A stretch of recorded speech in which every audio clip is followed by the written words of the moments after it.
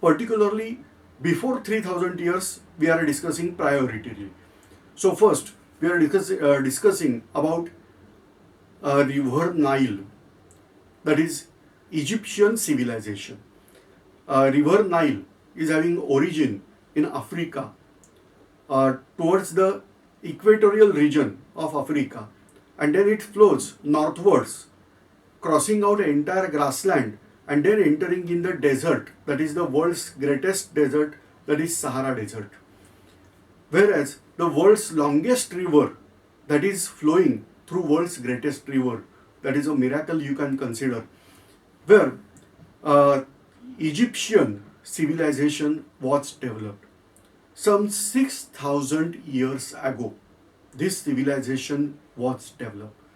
Now, in this map, you are able to observe the Egyptian civilization, particularly on the bank of river Indus, or we can, river Nile, or we can say it is in the basin of river Nile. To the mouth of river Nile also, that is having very good greenery, as I explained in earlier lecture, that you have to use tool, that is Google Map or Google Earth. There you can zoom in and check out the actually what is the mouth of river Nile, where you can find out now the Port Alexandria. So that region is really a green region.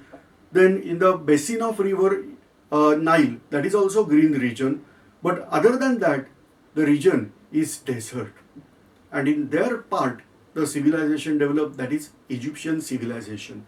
The king of Egypt, or what that civilizations, the king was considered as Pharaoh. And various prominent pharaohs were reported. Now you can ask question how. The thing is that this civilization was using a script that is called as hieroglyphics. Obviously these names are in modern days, the names are given. That script is called as hieroglyphics. In much later phase, around 2300 years ago, Alexander invaded this territory. And at that time, it was under Greek rule. We are calling that as Hellenic world. So, at that time, the Greeks translated this, whatever the hieroglyphics, that script, into Greek script, Greek alphabet. And the inscription is made on the stone. That stone is there in the village named as Rosetta. But many years that was not known. After the end of this Hellenic world and all that, it was in ruin. When Napoleon Bonaparte, a French emperor, invaded his territory, at that time their soldiers got this stone that is called as Rosetta Stone. This is a phrase now we are using in particularly discussion about history. That is, we are having Rosetta Stone or we are not having Rosetta Stone, because Rosetta Stone describes hieroglyphics with Greek letters, and therefore we are able to read whatever is there in that hieroglyphic mode. And then we are able to aware much of the knowledge about this Egyptian civilization. Pharaoh, another way, apart from our study, obviously, that we are discussing, that Indian civilization was spread all over the world. Can we connect Indian civilization with this Egyptian civilization? Maybe. The thing is that we are calling this river as Nile. This is the problem in English pronunciation. In Hindi or in ancient Indian literature, we call this river as Nile River, that is Blue River. Surprise? Because if you are checking out the origin of river Nile, then there are two sources. Usually, we are not able to trace out exact origin of the river. Like in Ganges Valley or Ganga River, there are two origins. One is called as river Alaknanda and other is called as river Bhagirathi. Traditionally, we consider Bhagirathi as mainstream. There is confluence of Bhagirathi and Alaknanda at Devaprayag, and then onwards we are calling that river as Ganga. So similarly, in case of Nile River, two sources are considered. surprisingly, one is having name as Blue Nile and other is having name as White Nile. Now, can I call Blue Nile? So the original name, that Nile River, that is maybe possible from Indian language. Then check out names of pharaohs. Pharaoh means king or emperor of that Egyptian civilization. One king is having name as Ramses. So our Lord Ram was their surprise. But you can check out this type of word. You'll find everywhere in the world these types of words are there. So the name of person or that pharaoh, that is Ramses. Particularly, if you don't believe, go and open out Bible. In the Old Testament of Bible, that is actually we are calling Jewish part of Bible, that is Torah or Torah, original name.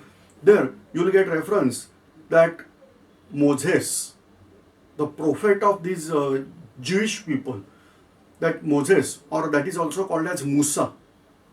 So that Moses taken away Jewish people from Egypt to Israel during rule of Ramses. So these are references there.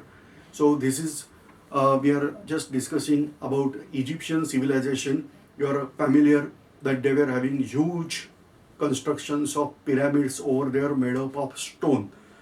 You are aware of Sphinx, that is also made up of stone. Whatever the building material used by these Egyptian people at that time, that is, they use stone as building material.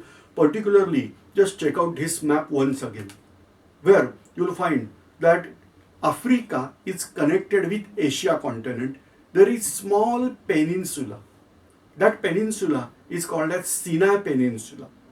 From that Sinai Peninsula, they were taking out these stones and they used it to construct out pyramids. Question: how they carried out the stone?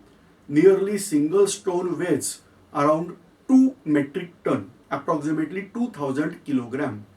How these huge stones were carried out from Sinai Peninsula to the site of pyramid, that is also miracle. Everything in that history is in mystery. So, all right, that is about Egyptian civilization. They were very much expert in chemistry. In fact, what word I am using right now here, that is chemistry, that is also derived from original Arabic word which was derived from Egyptian word, that is called as al-kimaya. Kimaya means miracle. So what, and al prefix they are using as the. So the miracle, that is al-kimaya. And the one who is carrying out that kimaya, that is called as kimaya gar. So where this in European language, that is considered as chemist, and that's why the word is alchemist. They were intended to find out a single medicine for all the diseases. For that purpose, they carried out lot of research in the field of this chemistry. They were intended to find out a substance that will convert iron into gold. We don't know whether they were having success or not, but during this process, they developed lot of chemistry. So this is something we are discussing about his Egyptian civilization. We are not discussing in entirely.